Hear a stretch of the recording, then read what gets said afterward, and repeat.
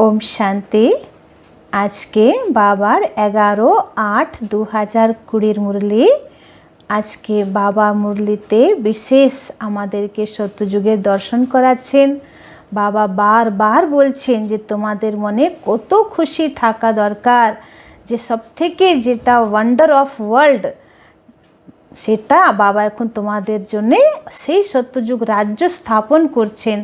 আর এত রঙিন দুনিয়ার মালিক বাবা তোমাদেরকে বানাচ্ছেন, যেখানে তোমরা এত ভরপুর সুখের অধিকারী হবে। তো বাবা বারবার সত্যযুগকে মনে করছেন, আর বাবারও যেন খুব খুশি যে আমার বাচ্চারা সত্যযুগের মালিক হবে।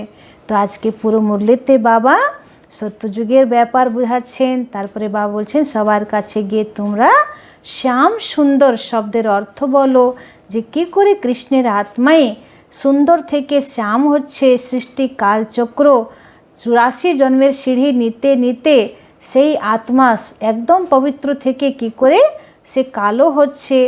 তো কেন রামকেও কালো দেখানো হয়, নারায়ণকেও কালো দেখানো হয়, শিবকেও কালো দেখানো হয়? তো কেন কালো দেখানো হয়, তার আধ্যাত্মিক রহস্য কী আছে?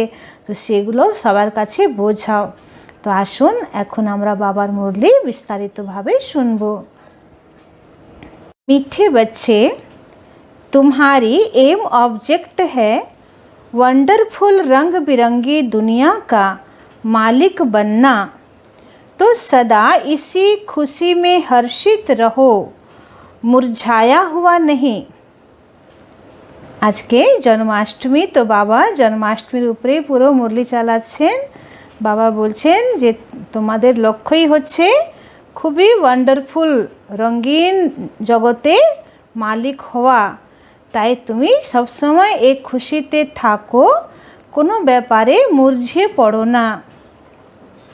আজকে বাবা প্রশ্ন করছেন, तकदीरवान बच्चों को कौन सा उमंग सदा बना रहेगा। বাবা জিজ্ঞেস করছেন যে যারা ভাগ্যবান বাচ্চা হবে তাদের মনে সবসময় কি একটা উমঙ্গ থাকবে।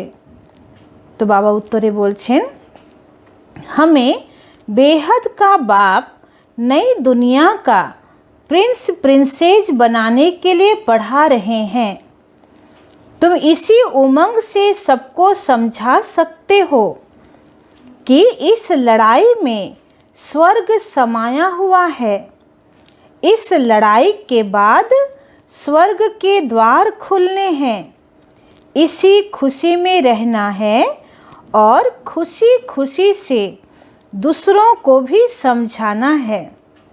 बाबा बोलছেন যে তোমরা জানো যে বেহদের বাবা আমাদেরকে নতুন দুনিয়ার জন্যে প্রিন্স প্রিন্সেস বানানোর জন্যে পড়াচ্ছেন। তো এই খুশিতে তোমরা সবাইকে এই জ্ঞানটা দাও যে এই মহাভারত লড়াইয়ের পরেই সত্যযুগের দ্বার খুলে যাবে, এবং এই খুশিতে থাকো যে সামনে কিছুদিন ভয়াবহ পরিস্থিতি আছে, মহাবিনাশের দৃশ্য দেখতে হবে, কিন্তু তারপরে একদম একটা ওয়ান্ডারফুল রঙিন দুনিয়ার স্বর্গের দ্বার খুলতে যাচ্ছে, আর আমরা সেখানকার মালিক হব। তো এই জ্ঞান সবাইকে খুশি খুশিতে দাও। আজকের মুরলির গান হচ্ছে দুনিয়া রঙ রঙ্গিলি বাবা। বাবা বলছেন যে মুরলিতে একটা গান চলছে দুনিয়া রঙ রঙ্গিলি বাবা। তো একটা হয় মায়ার জগতের রঙিন জগৎ, আরেকটা হচ্ছে সত্যযুগের রঙিন জগৎ। তো ওরা তো মায়ার দুনিয়াকেই বলেছে দুনিয়া রঙ বিরঙ্গি, কিন্তু বাবা আমাদের জন্যে খুবই সুন্দর সত্যযুগ রূপী রঙিন দুনিয়া আনছেন। ओम शांति। यह किन्होंने कहा बाबा को कि दुनिया रंग बिरंगी है? अब इनका अर्थ दूसरा कोई समझ न सके। बाप ने समझाया है यह खेल रंगीला है। कोई भी बाइस्कोप आदि होता है तो बहुत रंग बिरंगी सीन सीनरियाँ आदि होती हैं। अब इस बेहद की दुनिया को कोई जानते ही नहीं।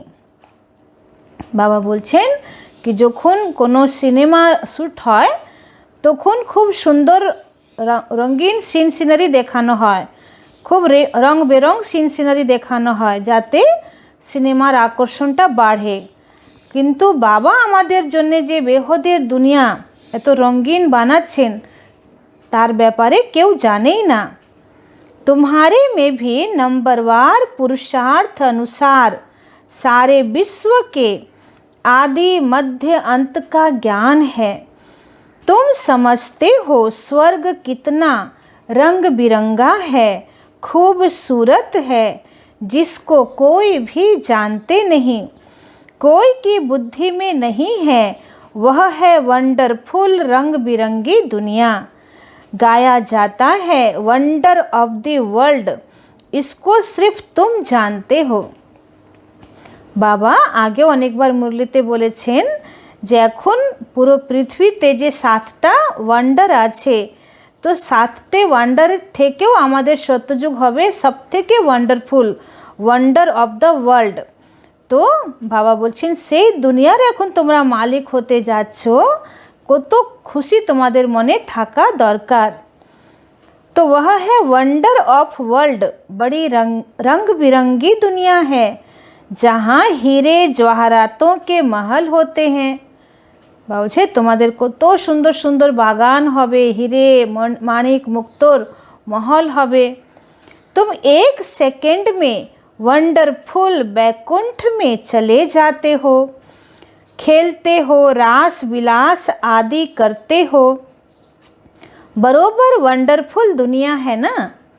आगे যখন অনেক দাদিরা দিদিরা সত্যযুগের সাক্ষাৎকার করতো, তো এক সেকেন্ডের মধ্যে বাবা তাদেরকে ট্রান্সে নিয়ে যেতেন, আর ট্রান্সে মানে সাক্ষাৎকারে তারা দেখতো যে সত্যযুগে আমরা সবাই কিভাবে রাস করব, কিভাবে কৃষ্ণের বাঁশি বাজবে, কিভাবে আমরা নিজের মহলে থাকব। यहाँ है माया का राज्य, यह भी कितना वंडरफुल है। मनुष्य क्या क्या करते रहते हैं दुनिया में, यह कोई भी नहीं समझते कि हम नाटक में खेल कर रहे हैं। बाबा बोलছেন এটাও মানুষ বুঝতে চায় না যে সৃষ্টি একটা নাটক, আর এই নাটকে আমরা সবাই খেলা করছি। नाटक अगर समझें तो नाटक के आदि मध्य अंत का भी ज्ञान हो। तुम बच्चे जानते हो बाप भी कितना साधारण है, माया बिल्कुल ही भुला देती है। नाक से पकड़ा यह भुलाया, अभी अभी याद में बहुत हर्षित रहते हैं। अहो हम वंडर ऑफ वर्ल्ड स्वर्ग के मालिक बन रहे हैं, फिर भूल जाते हैं तो मुरझा पड़ते हैं। ऐसा मुरझा जाते हैं जो भील भी ऐसा मुरझाया हुआ ना हो। बाबा बोलছেন বাচ্চারা এমন ভাবে মুরঝিয়ে পড়ে যে যারা ভিল মানে যারা গ্রামে থাকে আদিবাসী তারাও এত মুরঝিয়ে পড়ে না। जरा भी जैसे कि समझते ही नहीं हैं कि हम स्वर्ग में जाने वाले हैं। বলছে কোনো রকম নিশ্চয়তাই নেই বা খুশি নেই যে আমরা এখন স্বর্গে যাচ্ছি। हमको बेहद का बाप पढ़ा रहे हैं, जैसे एकदम मुर्दे बन पड़ते हैं। वह खुशी नशा नहीं रहता। अभी वंडर ऑफ वर्ल्ड की स्थापना हो रही है। वंडर ऑफ वर्ल्ड का श्री कृष्ण है प्रिंस, यह भी तुम जानते हो। कृष्ण जन्माष्टमी पर जो ज्ञान में होशियार हैं वह समझाते होंगे। बाबा बोलছে কৃষ্ণ জন্মাষ্টমীর উপরে সবাইকে ভালো করে বোঝাও। Shri Krishna wonder of world का प्रिंस था। वह सतयुग फिर कहाँ गया, सतयुग से लेकर सीढ़ी कैसे उतरे, सतयुग से कलयुग कैसे हुआ, उतरती कला कैसे हुई, तुम बच्चों की बुद्धि में ही आएगा ना। बाबा बोलছেন যে তোমরা কিভাবে কৃষ্ণের আত্মা সত্যযুগের রাজকুমার ছিল, তারপরে সত্যযুগ থেকে কলিযুগ পর্যন্ত কিভাবে এক একটা জন্ম নিতে সিঁড়ি নেমেছে, সেটা তোমরা সব কিছু ভালো করে ব্যাখ্যা করো। তো এটা শুনে ভারতবাসীরা খুশি হয়ে যাবে যে আবার কৃষ্ণ আসছে, কৃষ্ণের রাজত্ব স্থাপন হচ্ছে। परंतु यह उमंग उन्हों को आएगा जो तकदीरवान होंगे। दुनिया के मनुष्य तो रत्नों को भी पत्थर समझकर फेंक देंगे। बाबा बोलছেন তোমরা এত জ্ঞানের অমূল্য রত্ন তাদেরকে দিচ্ছ, কিন্তু যারা পাথর বুদ্ধি মানুষ তোমাদের এই জ্ঞান রত্নের মূল্যই বোঝে না, এটাকেও পাথর ভেবে ফেলে দেয়। तो यह अविनाशी ज्ञान रतन है ना, इन ज्ञान रत्नों का सागर है बाप। इन रत्नों की बहुत वैल्यू है। यह ज्ञान रतन धारण करने हैं। अभी तुम ज्ञान सागर से डायरेक्ट सुनते हो, फिर और कुछ भी सुनने की दरकार ही नहीं है। सतयुग में यह होते नहीं। বাবা বলছে বাবার জ্ঞান শোনার পরে আর কিছু শোনা জানার কিছু দরকার নেই। তো বাবা বলছে যে সত্যযুগে তো এই জ্ঞান থাকবে না, না वहाँ एलएलबी না सर्जन आदि बनना होता है। বাবা বলছে ওখানে না লয়ার, না জাজ, না উকিল আর না সার্জন, এইসব ডিগ্রি সত্যযুগে নেই বলে এসব পড়াশোনা ওখানে করার দরকার নেই। वहाँ यह नॉलेज ही नहीं, वहाँ तो तुम प्रारब्ध भोगते हो। तो जन्माष्टमी पर बच्चों को अच्छी रीति समझाना है। अनेक बार मुरली भी चली हुई है। बच्चों को विचार सागर मंथन करना है, तब ही पॉइंट्स निकलेगी। बाबा बोलছে এই সমস্ত ভালো ভালো পয়েন্টের উপরে তোমরা বিচার সাগর মন্থন করো, তাহলে খুব ভালো জ্ঞান সবাইকে দিতে পারবে। भाषण करना है तो सवेरे उठकर लिखना चाहिए, फिर पढ़ना चाहिए। भूली हुई पॉइंट्स फिर ऐड करनी चाहिए, इससे धारणा अच्छी होगी। फिर भी लिखत मुआफिक सब नहीं बोल सकेंगे। बाबा বাচ্চাদেরকে ট্রেনিং দিচ্ছেন যে তোমরা কোথাও ভাষণ করার আগে খুব ভালো করে সমস্ত মুরলি পড়াশোনা করে ডায়েরিতে মেন মেন পয়েন্টগুলো নোট করো, তারপরে সেটা ভালো করে বিশ্লেষণ করো, তারপরে খুব ভালো করে মনন চিন্তন করার পরে সে অনুসারে বলো। তো বাবা বলছে সবসময় হয় না যে ডায়েরিতে যা লিখেছো সেইভাবেই তোমরা বলছো, এটা হয় না। তাও অনেকটাই জ্ঞানটাই স্পষ্ট থাকে যে আমরা কি বলবো, তো ভাষণ ভালো হয়। तो इससे अच्छी धारणा होगी। फिर भी लिखत मुआफिक सब नहीं बोल सकेंगे, कुछ न कुछ पॉइंट्स भूल जाएंगे। तो समझाना होता है कृष्ण कौन है। यह तो वंडर ऑफ वर्ल्ड का मालिक था। बाबा बोलছেন যে ভালো করে বোঝাও যে কৃষ্ণ কে ছিল। কৃষ্ণ ওয়ান্ডার অফ ওয়ার্ল্ডের মালিক, মানে সব থেকে आश्चर्यजनक जगतेर मालिक छिलो कृष्ण। भारत ही पैराडाइज था, उस पैराडाइज का मालिक श्री कृष्ण था। हम आपको संदेश सुनाते हैं कि श्री कृष्ण आ रहे हैं। राजयोग भगवान ने ही सिखाया है, अब भी सिखला रहे हैं। पवित्रता के लिए भी पुरुषार्थ करा रहे हैं। डबल सिरताज देवता बनाने के लिए। तो यह सब बच्चों को स्मृति में आना चाहिए। बाबा बोलছেন যে সত্যযুগে ডবল সিরতাজ দেবতা হওয়ার জন্যে পবিত্রতা হচ্ছে সবথেকে নাম্বার 1। তো পবিত্র হওয়ার জন্যে বাবা আমাদেরকে পুরুষার্থ করাচ্ছেন। तो यह सब बच्चों को स्मृति में आना चाहिए। जिनकी प्रैक्टिस होगी वह अच्छी रीति समझा सकेंगे। कृष्ण के चित्र में भी लिखत बड़ी फर्स्ट क्लास है। इस लड़ाई के बाद स्वर्ग के द्वार खुलने हैं। বলছেন যে খুব সুন্দর কৃষ্ণের একটা চিত্র ছিল, সেখানে নিচে লেখা আছে যে একটা খুবই সুসংবাদ যে ভারতবর্ষে কৃষ্ণ আবার আসছেন। तो इस लड़ाई में जैसे स्वर्ग समाया हुआ है, तो ये महाभारत लड़ाइर परे स्वर्गेर द्वार खुलबे। तो এটা কত কল্যাণকারী যুদ্ধ যে কলিযুগ পুরো শেষ হবে, কলিযুগের চ্যাপ্টারই শেষ, আবার নতুন যুগ, নতুন দুনিয়া, নতুন शताब्दी आरंभ हो जावे। तो बच्चों को भी बहुत खुशी में रहना चाहिए। जन्माष्टमी पर मनुष्य कपड़े आदि भी नए पहनते हैं, लेकिन तुम जानते हो कि अभी हम यह पुराना शरीर छोड़ नया कंचन शरीर लेंगे।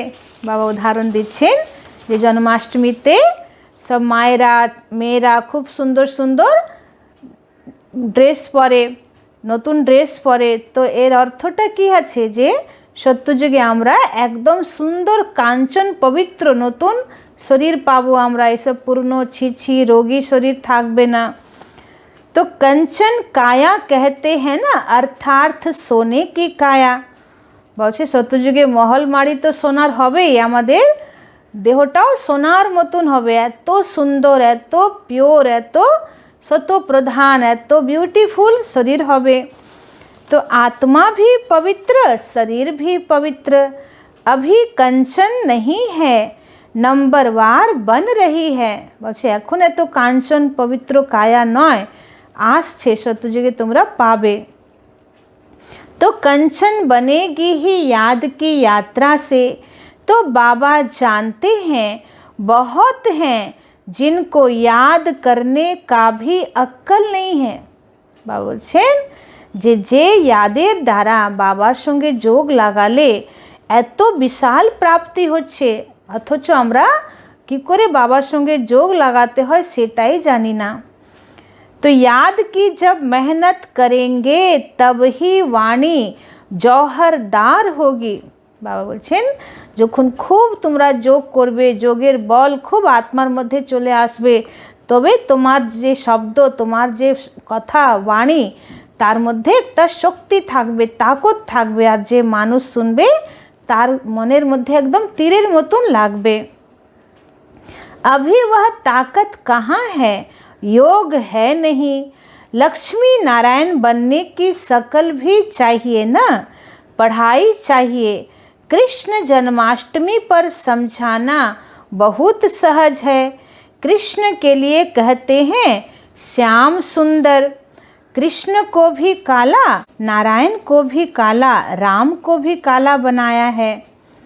बाबा बोलছেন যে কৃষ্ণকে বলা হয় ভক্তি মার্গে শ্যাম সুন্দর। তো এই শ্যাম সুন্দর শব্দের অর্থটা জানে না कि যে সবথেকে সুন্দর পবিত্র আত্মা, 16 কলায় সম্পূর্ণ কৃষ্ণ, যে সম্পূর্ণ নির্বিকারী, মর্যাদায় পুরুষোত্তম, সম্পূর্ণ অহিংসক ছিল, যার শরীর, যার আত্মা, যার মন সবথেকে পবিত্র ছিল, সেই সুন্দর আত্মা 84 জন্ম নিতে নিতে কলিযুগে কিভাবে শ্যামবর্ণ অর্থাৎ পতিত হয়েছে, শূদ্র হয়েছে, তো এটা কেউ জানে না। তাই একমাত্র কৃষ্ণের ক্ষেত্রে নামটা আসছে শ্যাম সুন্দর, মানে যে সুন্দর পবিত্র ছিল সেই আত্মা দাপরের পরে পতিত হয়েছে, কালো হয়েছে। আর শাস্ত্রে এটাকে দেখিয়েছে যে কালিয়া নাগ কৃষ্ণকে, ওই যমুনায় গেছিল কৃষ্ণ, তখন সে কালো হয়ে গেল। তো বাবা বলছে বাস্তবে যমুনার জল কালো ছিল বা কালিয়া নাগ তাকে ও দমন করেছিল বলে কালো হয়েছিল তা না, কিন্তু 5টা বিকার রূপী কালিয়া নাগ যখন দাপর যুগ থেকে আত্মাকে দমন করতে লাগে, তখন আত্মার যে পবিত্রতা রূপী যে সৌন্দর্য আছে, যে ফর্সা ভাব আছে, সেটা দূর হয়ে যায় আর আত্মা কালো হয়ে যায়। এই জন্যে যেহেতু পুরো সৃষ্টিতে হেড হচ্ছে কৃষ্ণ, এই জন্যে সবার আগে কৃষ্ণকেই সুন্দর পবিত্র বলা হয়। তো সবার আগে কৃষ্ণের আত্মাই দাপরে কি হবে, পতিত হবে। এই জন্যে কৃষ্ণের নামেই শ্যাম সুন্দর শব্দ আসছে। তাই বাবা বলছেন কৃষ্ণকে তারা কালো দেখাচ্ছে, কৃষ্ণকেও দেখাচ্ছে কালো, নারায়ণকেও দেখাচ্ছে কালো, আবার রামকেও দেখাচ্ছে কালো। তো ত্রেতা যুগে রামের আত্মাও পতিত হলো দাপর যুগে এসে, এই জন্যে সবাইকে কালো দেখাচ্ছে। तो बाप खुद कहते हैं मेरे बच्चे, जो पहले ज्ञान चिता पर बैठ स्वर्ग के मालिक बने फिर कहाँ चले गए। बाबारो आश्चर्य लागছে যে সঙ্গম যুগে তোমরা জ্ঞান চিতায় বসে স্বর্গের মালিক হয়েছিলে, সেই দেব আত্মারা কিভাবে দাপর যুগে কাম চিতায় বসে তারা নিচে নেমে গেল, তারা পতিত হয়ে গেল। तो काम चिता पर बैठ नंबरवार गिरते चले जाते हैं। सृष्टि भी सतो प्रधान सतो रजो तमो बनती है। तो मनुष्यों की अवस्था भी ऐसे होती है। बाबा बोलছে सृष्टि कालचक्र যেমন সৃষ্টি একদম সত্যযুগে শতপ্রধান ছিল, তারপরে ত্রেতাতে প্রধানতা শেষ হলো, শুধু শতগুণ থাকলো, তারপরে দাপরে রজগুণ, কলিতে তমগুণ, আর কলির শেষে তম প্রধান। তো সেরকম আত্মারও কোয়ালিটি বা ক্যাটাগরি সেরকমই হচ্ছে। তো আত্মার সঙ্গে প্রকৃতির খুব সুন্দর মেলবন্ধন আছে। আত্মার কোয়ালিটি যেমন যেমন হবে সৃষ্টিরও কোয়ালিটি সেরকম হবে। তো अभी मैं आया हूँ सुंदर बनाने। বাবা বলছেন আবার আমি এসেছি তোমাদেরকে सुंदर बनानोर जन्ने। आत्मा को सुंदर बनाया जाता है। बाबा हर एक की चलन से समझ जाते हैं मनसा वाचा कर्मना कैसे चलते हैं, कर्म कैसे करते हैं उससे पता पड़ जाता है। बाबा बोलছেন যে আমি প্রত্যেকের চাল চলন দ্বারা বুঝতে পারি যে তাদের মনসা বাচা কর্মনার মধ্যে কি চলছে, তারা কেমন পুরুষার্থ করছে। তো একটু চালচলন দেখলেই বোঝা যায়। कर्म कैसे करते हैं उससे पता पड़ जाता है। बच्चों की चलन तो बड़ी फर्स्ट क्लास होनी चाहिए। বলছে তোমাদের চালচলন খুবই সুন্দর হওয়া দরকার। मुख से सदैव रतन निकलने चाहिए। कृष्ण जयंती पर समझाने का बहुत अच्छा है। श्याम और सुंदर की टॉपिक लो। বাবা বলছে বেশি কিছু যদি না বোঝাতে পারো একটা শব্দ নাও, শ্যাম আর সুন্দর, এর উপরে তুমি ভালো বক্তৃতা দিতে পারবে। तो कृष्ण को भी काला तो नारायण को भी और फिर राधे को भी काला क्यों बनाते हैं? शिवलिंग भी काला पत्थर रख देते हैं। বাবা বলছে যে রাধা কৃষ্ণকে তো কালো দেখিয়েছে, আবার বাবাকে শিব বাবাকেও, বাবার যে শিবলিঙ্গ পাথরের যে পুজো হয় সেটাকেও কালো দেখায়। अब वह कोई काला थोड़े ही है। शिव है क्या और चीज़ क्या बनाते हैं? বাবা বলছেন যে শিব বাবা কি নিরাকার জ্যোতির্বিন্দু ত্রিলোকীনাথ পরম ধামে উনি অখণ্ড জ্যোতি স্বরূপে বসে আছেন, আর কোথায় ওনার পাথরের এত বড় লিঙ্গ সেটাও আবার কালো। তো বাবা বলছে বাবা আছে কি আর ভক্তরা বানাচ্ছে কি। तो इन बातों को तुम बच्चे जानते हो, काला क्यों बनाते हैं तुम इस पर समझा सकेंगे। যে বাবা তো পরম পবিত্র, বাবা তো কখনো নিচে নামে না, বাবা তো কখনো এই তমপ্রধান দুনিয়াতে তমগুণে আসে না। তো বাবাকে ভগবানকে কেন কালো দেখাবে? তার কারণ হচ্ছে বাবা বলছেন যে তোমাদের দৃষ্টি কালো হয়ে গেছে, তো বাবাকেও কালো বানিয়ে দিয়েছো তোমরা। तो इन बातों को तुम बच्चे जानते हो, काला क्यों बनाते हैं तुम इस पर समझा सकेंगे। अब देखेंगे बच्चे क्या सर्विस करते हैं। বাবা বলছেন আমি তোমাদেরকে সব রকমই জ্ঞান দিয়ে দিলাম, এবার বাবাও দেখবে যে তোমরা কিভাবে সেবা করছো। बाप तो कहते हैं यह ज्ञान सब धर्म वालों के लिए है, उन्हों को भी कहना है। बाप कहते हैं मुझे याद करो तो तुम्हारे जन्म जन्मांतर के पाप कट जाएंगे। पवित्र बनना है, किसी को भी तुम राखी बांध सकते हो, यूरोपियन को भी बांध सकते हो। बाबा कहते यूरोपियन क्यों তোমরা রাখি পরাতে পারো, মানে বিভিন্ন ধর্মের যারা লোক আছে তাদেরকেও তুমি রাখি পরাতে পারো। কেন? আত্মা আত্মা আমরা সবাই ভাই ভাই, তো এই ভাবনায় রাখি পরাতে পারো।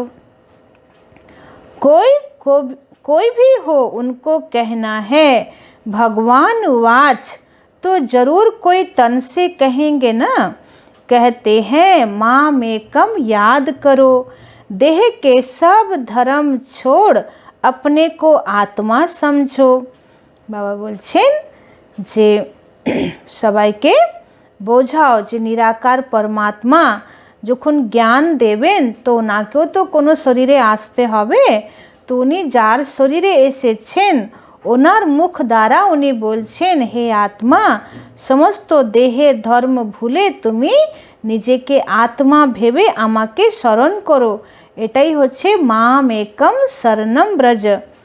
तो बाबा कितना समझाते हैं फिर भी नहीं समझते हैं, तो बाप समझ जाते हैं इनकी तकदीर में नहीं है। यह तो समझते होंगे शिव बाबा पढ़ाते हैं, रथ बिगर तो पढ़ा न सके, इशारा देना ही बस है। कोई कोई बच्चों की समझाने की प्रैक्टिस अच्छी है। बाबा मम्मा के लिए तो समझते हो यह ऊंच पद पाने वाले हैं। শিব বাবা বলছেন যে ব্রহ্মা বাবা আর জগদম্বা মা সরস্বতী কত সুন্দর জ্ঞান সবাইকে দিচ্ছে, তো এদের তো সকলের থেকে উঁচু পদ আছে, তাই এরা এত ভালো জ্ঞান দিচ্ছেন সবাইকে। मम्मा भी सर्विस करती थी ना, तो इन बातों को भी समझाना होता है। माया के भी अनेक प्रकार के रूप होते हैं। बहुत कहते हैं हमारे में मम्मा आती है, शिव बाबा आते हैं, परंतु नई नई पॉइंट्स तो मुकर्रर तन द्वारा ही सुनाएंगे ना, कि किसी दूसरे किसी के द्वारा सुनाएंगे, यह हो नहीं सकता। বাবা বলছেন যে মায়ারও অনেক রূপ আছে। তো মায়ার একটা বিশিষ্ট রূপ হচ্ছে যে অনেকেরা বলে যে আমার মধ্যে মম্মার আত্মা এসে আমার মুখ থেকে জ্ঞান দিচ্ছে। তো বা অনেকেরা বলে যে আমার মধ্যে ডাইরেক্ট শিব বাবা আসছেন। তো বাবা বলছেন যে আমি নিজের ফিক্স শরীরে আসবো না রোজ দিন নতুন নতুন শরীর চেঞ্জ করব আমি। তো বাবা বলছে এভাবে হয় না যে আমি কারো শরীরে আসি বা মাম্মা কারো শরীরে প্রবেশ করে, এসব মায়ার খেলা, এগুলোতে বিশ্বাস কখনো করতে নেই। যদি কেউ বলে যে আমার মধ্যে মাম্মার আত্মা এসেছে বা আমার মধ্যে শিব বাবা আসছে, তো বাবা বলছে এসব তখন ভাববে যে এটা মায়া প্রবেশ করেছে তার মধ্যে, বাবা নয়। ऐसे तो बच्चियाँ भी बहुत प्रकार के पॉइंट्स अपनी भी सुनाती हैं। मैगजीन में कितनी बातें आती हैं। ऐसे नहीं कि मम्मा बाबा उनमें आते हैं, वह लिखवाते हैं, नहीं, बाप तो यहाँ डायरेक्ट आते हैं, तब तो यहाँ सुनने के लिए आते हो। বাবা বলছেন যে অনেক দিদিরা আছে, বোনেরা আছে, তারাও তো কত সুন্দর সুন্দর জ্ঞানের কথা লেখেন বা বোঝান, নিজেরা তারা বিচার সাগর মন্থন করেন। তো এটা না যে বাবা সমস্ত দিদিদের মধ্যে প্রবেশ করে জ্ঞান শোনাচ্ছেন, তা না। বাবা বলছে আমার একটাই ফিক্স রথ হচ্ছে ব্রহ্মা বাবার শরীরে আমি আসি, তারপরে গুলজার দাদির শরীরে বাবা আসেন। তো আমি একজনের মধ্যে আসি বলেই তো আমার মুখ থেকে জ্ঞান শোনার জন্যে সব দেশ বিদেশ থেকে বাবার বাচ্চারা মধুবনে আসে। যদি আমি জায়গায় জায়গায় গিয়ে জ্ঞান শোনাতে শুরু করে দিই তাহলে তো মধুবনে যাওয়ার দরকার নেই। अगर मम्मा बाबा कोई में आते तो फिर वहाँ ही बैठ उनसे पढ़ें। বলছে যদি ব্রহ্মা বাবা আর মাম্মাও যদি কারো শরীরে প্রবেশ করে জ্ঞান দিচ্ছেন তাহলে তো সেটাই মধুবন হয়ে যাবে, আবার নতুন করে মধুবনে আসার প্রয়োজন নেই। তো মধুবনের মহিমা আলাদা। তো বাবা বলছে এইসব হয় না, এইসব কথাতে বিশ্বাস কখনো করো না। नहीं, यहाँ आने की सबको कशिश होती है। বলছে কেন সবাই মধুবনে আসতে চায়, কেন মনের মধ্যে আকর্ষণ হয় যে বাবার ঘরে যাব, মধুবনে যাব? কারণ বাবার অবতরণ ভূমি একমাত্র মধুবন, বাবার চরিত্র ভূমি কর্মভূমি একমাত্র মধুবন। तो दूर रहने वालों को और ही जास्ती कशिश होती है। বাবা বলছে যারা খুব দূরে থাকে তাদের বেশি আকর্ষণ হয় যে আমরা কবে মধুবনে যাব। तो बच्चे जन्माष्टमी पर भी बहुत सर्विस कर सकते हैं। कृष्ण का जन्म कब हुआ यह भी किसी को पता नहीं है। तुम्हारी अब झोली भर रही है तो खुशी रहनी चाहिए ना। বলছে তোমাদের এখন মনের ঝুলি জন্ম জন্মান্তরের ঝুলি ভরছে, তো কত খুশি থাকা দরকার। परंतु बाबा देखते हैं खुशी कोई कोई में बिल्कुल है नहीं, श्रीमत पर न चलने का तो जैसे कसम उठा लिए हैं। বলছে অনেক বাচ্চারা আছে যারা হয়তো প্রতিজ্ঞা করে নিয়েছে যে আমরা শ্রীমতকে মানবই না, শ্রীমতে আমরা চলবই না। सर्विसेबल बच्चों को तो जैसे सर्विस ही सर्विस सूझती होगी।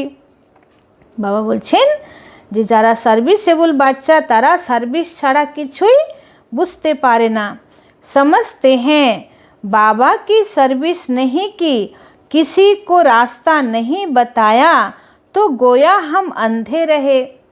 বাবা বলছেন যদি আমরা কাউকে জ্ঞানই যদি না দিতে পারছি বা বাবার পরিচয় দিতে পারছি না, কাউকে এত সুন্দর রাস্তা দেখাতে পারছি না, তার মানে আমরা নিজেরাই অন্ধ হয়ে আছি। तो यह समझने की बात है ना। बैच में भी कृष्ण का चित्र है, इस पर भी तुम समझा सकते हो। कोई से भी पूछो इन्हों को काला क्यों दिखाया है, बता नहीं सकेंगे। বলছে কোনো ভক্তি মার্গের গুরু গোসাইকে জিজ্ঞেস করো যে কৃষ্ণকে কেন কালা দেখানো হয়েছে, তো ওরা বলতে পারবে না, বলবে কালিয়া নাগ দমন করেছিল তাই কালো হয়ে গেছে। तो शास्त्रों में लिख दिया है राम की स्त्री चुराई गई, परंतु ऐसी कोई बात होती नहीं। বলছে তো শাস্ত্রে তো অনেক রকম উল্টো পাল্টা দেবী দেবতাদের নামেও লেখা আছে, কিন্তু এরকম হয় না যে রামের সীতা চুরি হয়েছে। ত্রেতা যুগী চন্দ্রবংশী 14 কলায় সম্পূর্ণ বাবা বলছে বিশ্ব মহারাজন শ্রী রামের সীতা কি করে চুরি হবে। तुम भारतवासी ही परिस्तानी थे, अब कब्रिस्तानी बने हो, फिर ज्ञान चिता पर बैठ दैवी गुण धारण कर परिस्तानी बनते हैं। सर्विस तो बच्चों को करनी है ना। बाबा এখানে পরিস্তান সত্যযুগকে বলছেন, মানে পরীরা যেখানে বাস করে, তো জ্ঞান চিতায় বসে আমরা दैवी गुण धारण করে सत्ययुग रूपी परिस्थाने जाच्छी। सबको पैगाम देना है, इसमें बड़ी समझ चाहिए, इतना नशा चाहिए। हमको भगवान पढ़ाते हैं, भगवान के साथ रहते हैं, भगवान के बच्चे भी हैं, तो फिर हम पढ़ते भी हैं। বলছেন আমরা বাবার বাচ্চা, বাবার ছত্রছায়ায় থাকি, বাবার কোলে থাকি, বাবার পালনায় আমরা এগোচ্ছি, অথচ বাবা আমাদের টিচারও আছেন, উনি আমাদেরকে এত উঁচু নলেজ দিচ্ছেন। बोर्डिंग में रहते हैं तो फिर बाहर का संग नहीं लगेगा, यह भी स्कूल है ना। বলছে যারা বাবার সেন্টারে থাকে বা যারা আগে বোর্ডিং বাবা তৈরি করেছিল বাচ্চাদেরকে রাখার জন্য বোর্ডিং স্কুল, তো সেখানে বাহিরের অজ্ঞানী আত্মাদের কলিযুগী আত্মাদের সঙ্গ থেকে সে বাচ্চারা বেঁচে যাচ্ছে। तो यह भी स्कूल है ना। क्रिश्चियन में भी फिर मैनर्स होते हैं, अभी तो बिल्कुल नो मैनर्स, तमो प्रधान पतित हैं, देवताओं के आगे जाकर माथा टेकते हैं। कितनी उनकी महिमा है। सतयुग में सभी के दैवी कैरेक्टर थे, अभी आसुरी कैरेक्टर हैं। मुझे सत्ययुगे सवार दैवी कैरेक्टर छिलो और এখন सवार आसुरी कैरेक्टर। ऐसे ऐसे तुम भाषण करो तो सुनकर बहुत खुश हो जाएं। मुख छोटा बात बड़ी, यह कृष्ण के लिए कहते हैं। কৃষ্ণকে দেখানো হয় না যে ছোট বাচ্চা অথচ খুব বড় বড় কথা বলতো, বা কৃষ্ণের মা তার মুখে ব্রহ্মাণ্ড দেখেছিল। तो अभी तुम कितनी बड़ी बातें सुनाते हो, इतना बड़ा बनने के लिए। তো বাবা বলছে তোমরা এখন নিজেরাও বাবার কাছ থেকে বড় বড় কথা শুনছো আর অন্যকেও তোমরা বড় বড় জ্ঞানের রহস্য সবাইকে শোনাচ্ছ, তো তোমরাও এখন বড় হচ্ছ। तुम राखी कोई को भी बांध सकते हो, यह बाप का पैगाम तो सबको देना है। यह लड़ाई स्वर्ग का द्वार खोलती है, अब पतित से पावन बनना है, बाप को याद करना है, देहधारी को नहीं याद करना है। বা বলছে এখন তোমরা बाबा के याद करो, कोनो देहधारी के याद करा दरकार नहीं। तो एक बाप सर्व की सदगति करते हैं, यह है आयरन एजेड वर्ल्ड। तुम बच्चों की बुद्धि में भी नंबरवार पुरुषार्थ अनुसार धारणा होती है। स्कूल में भी स्कॉलरशिप लेने के लिए बहुत मेहनत करते हैं। यहाँ भी कितनी बड़ी स्कॉलरशिप है। बाबा बोलছেন যে একটা ভালো স্টুডেন্ট স্কুলেও স্কলারশিপ নেওয়ার জন্য কত পরিশ্রম করে, তো তোমাদেরকেও এত পরিশ্রম করতে হবে স্কলারশিप নেওয়ার জন্যে। सर्विस बहुत है, माताएं भी बहुत सर्विस कर सकती हैं। चित्र भी सब उठाओ, कृष्ण का काला, नारायण का काला, रामचंद्र का भी काला चित्र उठाओ, शिव का काला, फिर बैठ समझाओ। बाबा बोलছেন যে তোমরা এই জন্মাষ্টমীতে একটা বিশেষ পয়েন্টের উপরে জ্ঞান সবাইকে শোনাও যে কৃষ্ণ এত পবিত্র, তাকে কেন কালো দেখানো হচ্ছে। নারায়ণ এত সুন্দর, সর্বগুণে সম্পন্ন, ষোলকলা সম্পন্ন, তাকে কেন কালো দেখানো হবে। রামচন্দ্র মর্যাদা পুরুষোত্তম, তাকে কেন কালো দেখানো হবে। আর শিব বাবা তো পরম পবিত্র, সত্যম শিবম সুন্দরম, তো তাকে কেন কালো দেখানো হবে। तो ये सब ব্যাপারে ভালো করে সবাইকে বোঝাও। देवताओं को काला क्यों किया है। श्याम सुंदर, श्रीनाथ द्वारे जाओ तो बिल्कुल काला चित्र है। तो ऐसे ऐसे चित्र इकट्ठे करने चाहिए, अपना भी दिखाना चाहिए। श्याम सुंदर का अर्थ समझाकर कहो कि तुम भी अब राखी बांध काम चिता से उतर ज्ञान चिता पर बैठेंगे तो गोरा बन जाएंगे। तो बाबा बोलছেন যে তোমরা সবাইকে শ্যাম সুন্দরের পুরো এই রহস্যটা ভালো করে বুঝিয়ে দেওয়ার পরে সকলকে বলো যে হে আত্মারূপী আমার ভাই, এবার তোমরাও এই পবিত্রতার রাখি বাঁধো, কামচিতা থেকে নেমে যাও আর জ্ঞান চিতায় বসো, নিজের আত্মাকে পবিত্র করো, তাহলে তোমরাও গোরা হয়ে যাবে, ফর্সা হয়ে যাবে। सुंदर और श्याम क्यों कहते हैं हम समझाएं, इसमें कोई नाराज नहीं होगा। বলছে ভাষণের তোমরা টপিক নাও যে কৃষ্ণকে কেন শ্যাম সুন্দর বলা হয়, আসুন আমরা আপনাদেরকে বোঝাবো। তো কেউ বাবা বলছে নারাজ হবে না, অসন্তুষ্ট হবে না, সবাই খুশিতে শুনবে। सर्विस तो बहुत सहज है, बाप तो समझाते रहते हैं बच्चे, अच्छे गुण धारण करो, कुल का नाम बाला करो। तुम जानते हो अभी हम ऊंच ते ऊंच ब्राह्मण कुल के हैं। বলছে খুব ভালো করে সেবা করো, বাবার এই ব্রাহ্মণ কুলের নাম উজ্জ্বল করো। তোমরা জানো যে তোমরা এখন কত উঁচু কুলের আছো। फिर राखी बंधन का अर्थ तुम कोई को भी समझा सकते हो, वैश्याओं को भी समझाकर राखी बांध सकते हो। বাবা বলছেন তাদের কাছেও তোমরা যাও, যারা অতি পতিত আত্মা তাদের কাছেও যাও। चित्र भी साथ में हो। बाप कहते हैं माँ में कम याद करो, यह फरमान मानने से तुम गोरे बन जाएंगे। बहुत युक्तियाँ हैं, कोई भी नाराज नहीं होगा। बाबा বলছেন তোমরা রুহানি সেনা, তোমাদের রুহানি ব্যক্তিত্ব দেখে কেউ অসন্তুষ্ট হবে না। আর খুব নম্র ভাষায়, মধুর ভাষায় এই জ্ঞান শোনাও, সবাইকে রাখি পরাও।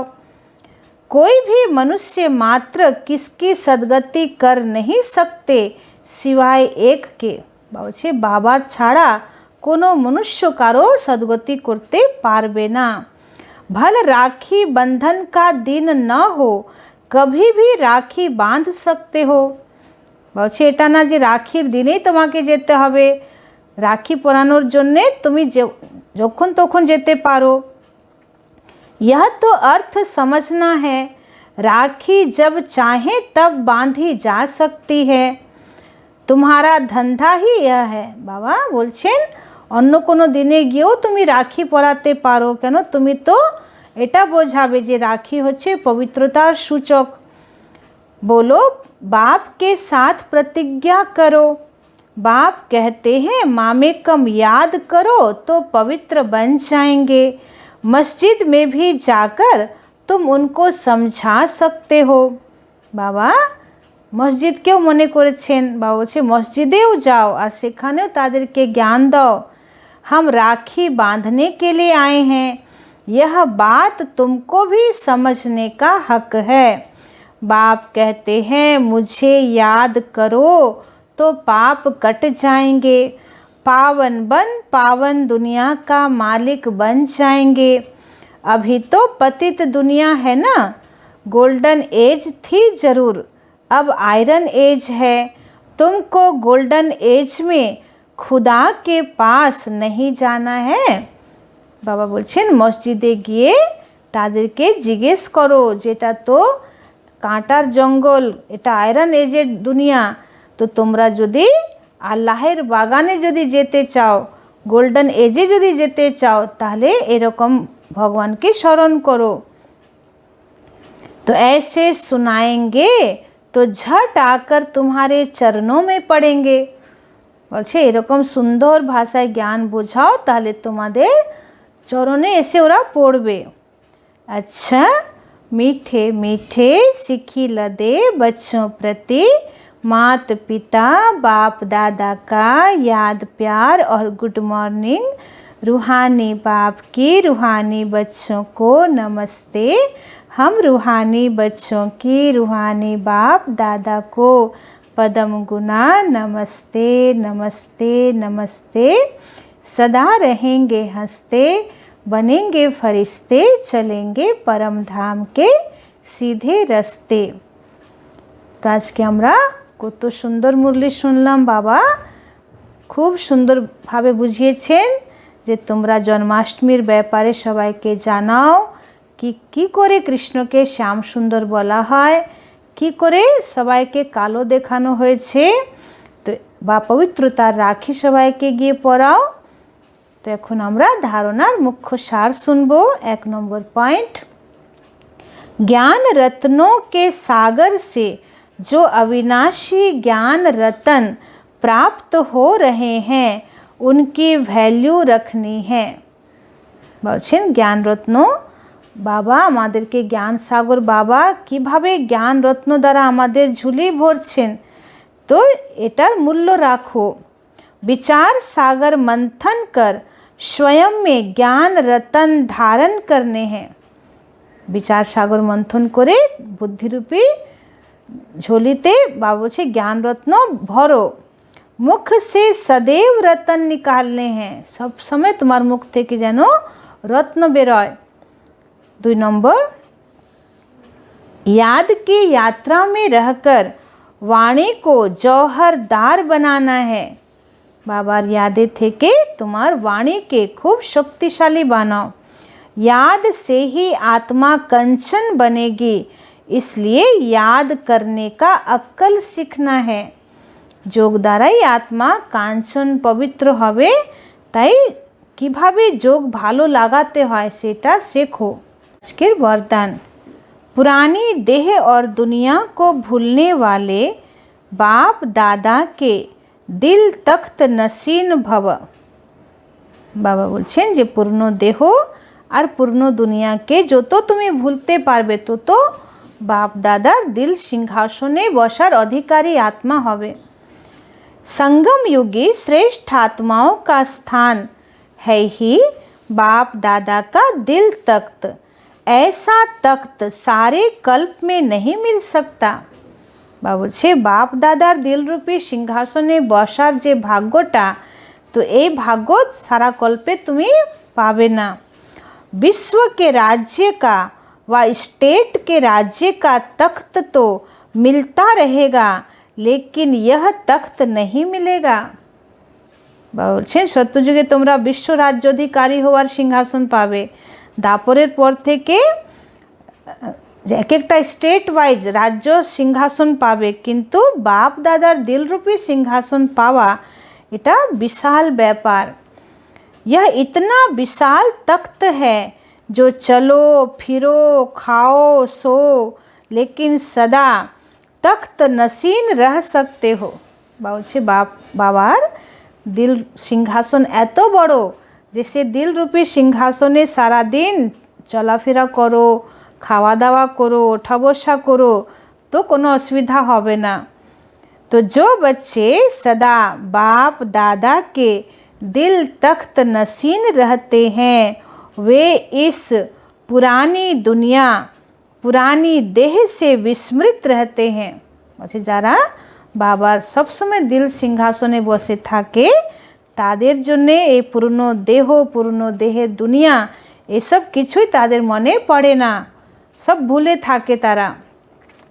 इसे देखते हुए भी नहीं देखते, তারা দেখেও দেখবে না এই পুরনো দুনিয়াকে। আজকের স্লোগান বাবা বলছেন, हद के नाम मान शान के पीछे दौड़ लगाना अर्थात परछाई के पीछे पड़ना। বলছেন নিজের অল্পক্ষণিক মহিমা, প্রশংসা, নাম, শান এসবকে পাওয়ার জন্যে এসবের পিছনে ছোটা, বাবা বলছে তার মানে নিজের ছায়াকে ধরার চেষ্টা করা। তো আমরা সবাই জানি যে নিজের ছায়াকে যদি আমরা ধরতে চাই তাহলে আমরা আসল আলো থেকে দূরে সরে যাব আর একদিন আমরা পুরো অন্ধকারে চলে যাব। তো তাই বাবা বলছেন যে তোমরা লাইটের পিছনে ছোটো, তো ছায়া তোমার পিছনে পিছনে আসবে। ওম শান্তি।